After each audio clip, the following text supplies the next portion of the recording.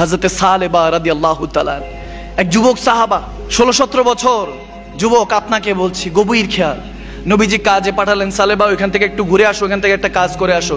উনি যাওয়ার পরে আর আসে না।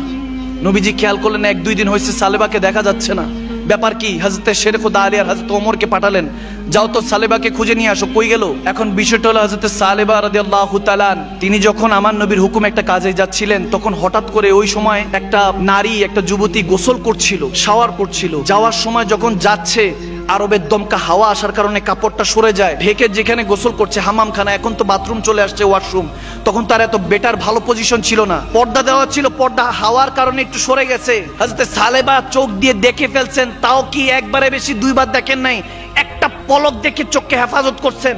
দেখার পরে ওই যে কাজে গিয়েছেন, হঠাৎ তার মধ্যে এই অনুশোচনা কাজ করা শুরু করলো যে আমি তো জেনা করে ফেলেছি, আমি তো চোখ দিয়ে গুনাহ দেখে ফেলেছি। আর দেখেন আমরা এখন ভালো কিছু দেখতেছি, স্ক্রল করতেছি, দেখেন স্ক্রল করতেছি রিলস, ওই কি কি আছে এগুলো যখন দেখবেন, ভালো 10টা দেখলো, খারাপ দেখবেন 15টা আসছে। আমার কথা বুঝবেন যুবক, আমার মুসলমানদের উদ্দেশ্যে বলা, ঈমান ধ্বংস করে দিচ্ছে আমাদের। চোখকে হেফাজত করুন। আমার কাছে অসংখ্য মেসেজ আসে, হুজুর কিভাবে ঈমানকে হেফাজত করব? আমলে মন বসে না, বসবি কিভাবে?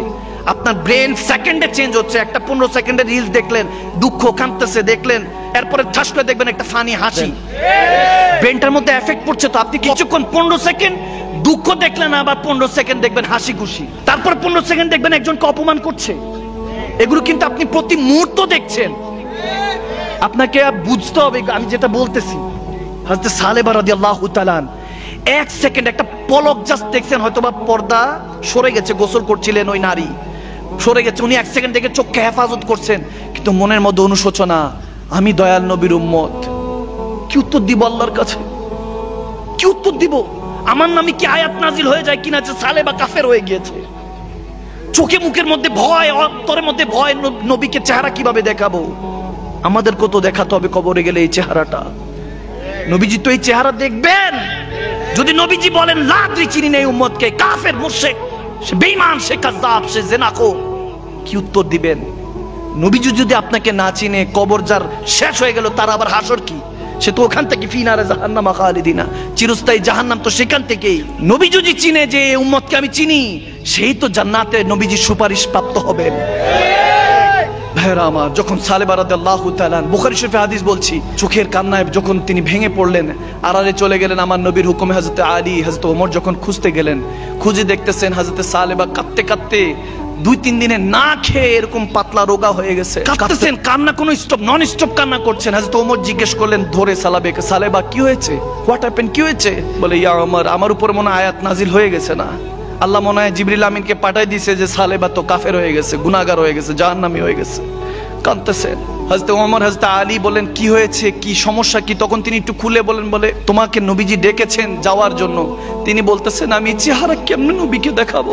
কিভাবে দেখাবো? যে চোখ দিয়ে নবীকে দেখি, সেই চোখ দিয়ে আমি জেনা দেখে ফেলেছি, জেনা করে ফেলেছি। একটাবার চিন্তা করুন যুবক, এই চোখ দিয়ে কত গুনাহ করি, এই জুবান দিয়ে কত মুনাফিকি কথাবার্তা বের হয়ে যায়। আপনার অন্তরে যদি একজন ব্যক্তির জন্য ঘৃণা থাকে, মনে রাখবেন আপনার ওই অন্তরে নবী আসবে না, নবীকে কখনো দেখবেন না। এটা হাকিকত। এই হৃদয়, পাক হৃদয়ে, পাক পাঞ্জাতান আমার পাক দয়াল নবী আসেন। হৃদয় যতক্ষণ পর্যন্ত সাফ না হবে, ততক্ষণ পর্যন্ত নবীকে দেখবেন না। আর নবী যদি না দেখেন, খোদার কসম কোনো আমল গ্যারান্টি দিতে পারবে না আপনার জান্নাতের। একমাত্র নবী যদি দেখেন, আমার নবী বলতেছেন, মান রানি ফাকাত জাল হক, যে আমাকে দেখলো সে আল্লাহকে দেখলো। যদি নবীকে দেখেন, জান্নাত আপনার জন্য অপেক্ষা করছে। হযরত সালেবা রাদিয়াল্লাহু তাআলা আনকে যখন হযরত ওমর আর মাওলা আলী নিয়ে গেলেন নবীজির কাছে, যেতে যেতে তেনার মৃত্যু সজ্জায় গুনার কথা ভাবতে ভাবতে তেনার অসুস্থতা মৃত্যুর কাছাকাছি নিয়ে গেলেন। যখন সালেবাকে আমার নবীর কদমে আনা হলো, নবীজি যখন দেখলেন সালেবা রাদিয়াল্লাহু তাআলা নবীজির চেহারা মোবারকের দিকে তাকিয়ে একটা উফ করে কেঁদে উঠলেন, চোখের পানি ছেড়ে বলেন, ইয়া রাসূলুল্লাহ, আমাকে মাফ করে দেন। হয়তোবা আল্লাহ আপনাকে একান্ত মনে বলে দিয়েছে আমি যে গুনাহগার, আমি জাহান্নামী, আপনার উম্মত হওয়ার কাবিল না। তখন আমার নবী দেখতেছেন সালেবা রাদিয়াল্লাহু তাআলা ইন্তেকালের শেষ মুহূর্তে এদিক দিয়ে আজরাইল আলাইহিস সালাম আসতেছে।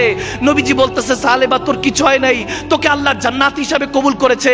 এই কথা শুনতে দেরি নাই, সালেবা রাদিয়াল্লাহু তাআলা মুচকি হাসি দিতে দিতে বলতেছে এখন আমি মরেও শান্তি পাবো ইয়া রাসূলুল্লাহ, আপনি আমার সাথে ওয়াদা করেন আমার জানাজা আপনি দিবেন।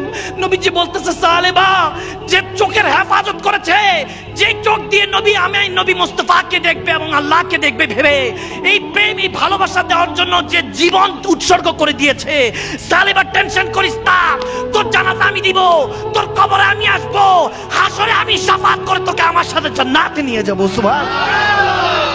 This is the gift from Rasulullah sallallahu alaihi wasallam. এটা হলো গিফট আপনার জন্য। সজীবতা ও স্নিগ্ধতায় নিজেকে ডুবিয়ে রাখুন সব সময় ইব্রুনের প্রিমিয়াম এবং কোয়ালিটিফুল আতরের সাথে। অর্ডার করতে এখনই ভিজিট করুন www.ibrun.com।